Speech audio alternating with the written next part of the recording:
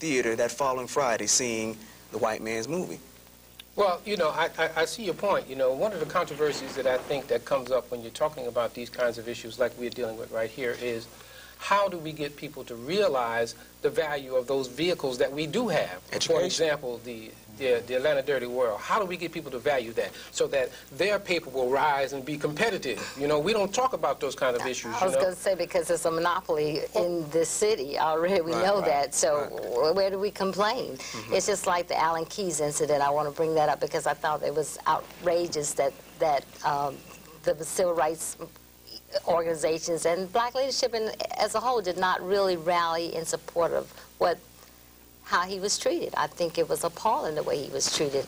And even though, and I admit the Atlanta World should have done a harsh editorial condemning that, we focused it on our front page, but it still wasn't adequate to me to really to say what should have been said about that incident. So I'm just saying that we need to speak up more about when things are, when we're treated when we're treated rudely, and I think that was a rude treatment of that candidate for president, and I don't know that anybody really had anything to say. Certainly it was never, I don't know of any apologies that were ever made. But when we come around to it, you know, people that are really concerned about what's happening in the community, that are standing up, even little programs like these are meant to help. But how much credit does people get when they come, they take the time out like you're doing to be here, to give your opinions because you're involved in these kinds of mediums? How much credit do you get? How many times are you lifted up in the community? Very seldom. Very seldom. It shouldn't be about the credit, though. Well, I don't mean in the sense of just being fanfare. I mean people acknowledging that there are people out here that's doing work to make a difference, that's making changes. I just think we have to continue with our efforts. Of course. Of course, the Constitution, that some people in the black community call Atlanta Constipation. Okay. It's going to be the majority paper in Atlanta for a while. Of course, CBS and Fox and all those stations are going to be able to do what they have to do. I think it's going to take a tremendous amount of time for us to get our people on the footing that we need to be on to control our own destinies. And I think we have to be patient, and we have to build our institutions and prepare our children, our youth, to do that task. You're in the academic arena. Yes, sir. What are you seeing coming from it? I see many young people who are considering careers in journalism. Many young people are considering becoming filmmakers, things of this nature. At the same time, I think that we have to find, attempt, and this is one thing I tell young people today. Many of our young people are looking for jobs in the majority economy, and that's fine. But I think at the same time, we have to develop independence and alternatives for our people at the same time. We have to look toward the next generation, going into the 21st century, being able to produce their own television programs, produce their own movies, developing their own record companies, things of that nature. I think if we don't, I think that generation will have failed their ancestors. Well, this is a young man here that's involved with independent filmmaking and TV production. What are you seeing? What's going on in that world for you? What's going on in that world is that there are hand-picked few that is selected to let come into the door, and the other 200 or 300 of you stay out of the door. We'll pick these 4 or 5 and we'll mold them and we'll let them do this. Spike Lee is catching the devil right now. He's probably the most prominent young African-American film director in Hollywood. But right now, he cannot get his Jackie Robinson movie made. He almost had to beg to get the Malcolm X movie done. And we're just talking $25 and $30 million budgets. Yet, guys could do Arnold Schwarzenegger movies and do $100 and $200 million budgets, and some of these movies fail. And these guys get 2nd and 3rd and 4th chances. Spike Lee can fail one time, and not only does he not get another chance, but no other African Americans will get that chance either. But the guys who did Bruce Willis's movies, he had like 3 or 4 flops. Bruce Willis still got his $15 or $20 million to do his movies. I'm seeing that, and then when we do our movies, I have a movie I'm trying to do myself. I've had TriStar, I've had New Line Cinema tell me this is too black, it's too strong, it's too hard. And my movie is based on a true story, so how could it be too anything but too truthful?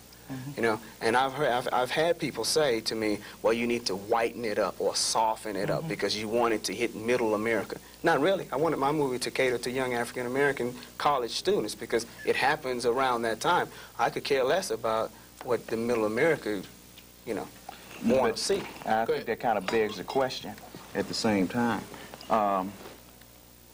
Do we continue, as he said earlier, to support the mainstream economy while we haven't developed anything of our own? But is it realistic to think that we won't? Is it realistic for us to think that we won't? It boils down to economics, and we know that's the bottom line in many aspects. But it does, we are becoming more conscious, and even with a show like this, someone's watching, someone will hear, and it'll make an impact on someone. And that's just the way you have to move, and we've always had this this struggle to always, like that's the motto of the black press, is to continue to you know, to fight for justices. And as long as anybody is mistreated or there's injustices out there, then we all are going to be victims, or we suffer from that. So freedom is just a continuous journey and vigilance that we have to fight for. But economically, I think we have to realize that we spend billions in this country. What is it, over $300 billion, $400 billion that we spend nationally as black people? So that shows you that we're just not as you said, mobilizing enough of our resources together to strengthen our own institutions. That's right. Okay. Did you want to make a comment? You were active there for a minute. Yeah. Well, I was just going to say that the support that we have to give, and that's not what I was going to say. This is the thing I was going to say first. In this business, and it's a known fact, and I do publicity work for a record company too, negativity always... Huh? You working everywhere. I work. Negative stories will always beat out positive stories. It's sad, but it's true. You can take any newspaper and open it up, go through page by page, and you may find 5 good stories, and positive stories, and you may find 200 negative stories. There was the lady I know trying to do a fundraiser for a nonprofit organization. She couldn't get any press. And she said to me, if I walk out the door and say, I shot a man, everybody will come running down here. Negative stories, look at your news. It's always a murder, drugs, rape, some kind of a crime.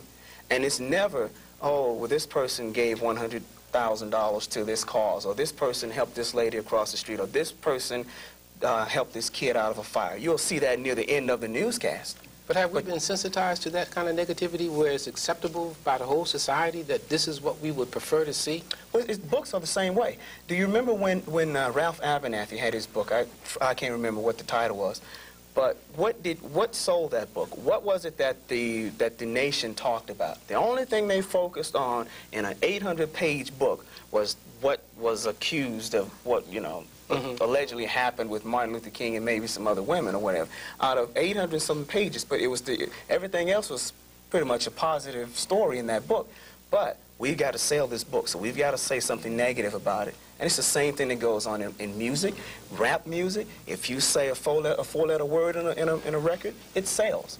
It gets publicity. It makes it. And I tell you, Snoop Doggy Dogg could say something negative, 1 million sales the very next week. If he does something positive, no one talks about it. And that is reality, but it is unfortunate because the fight to be first, the fight to sensationalize is what the media, the general media, is focused on, and that's what people respond to. And everything is about ratings. We want to come back to that kind of issue. You know, we're going to go on a break. We have a suggested book readings that's going to be done by Miss Rita Treadwell, but when we come back, we want to focus in on that kind of negative media that is attracting all of our attention. So just be patient with us. We're going to go to our readings now with Miss Rita Treadwell. Thank you very much for being here with us. Thanks, Grant. The following includes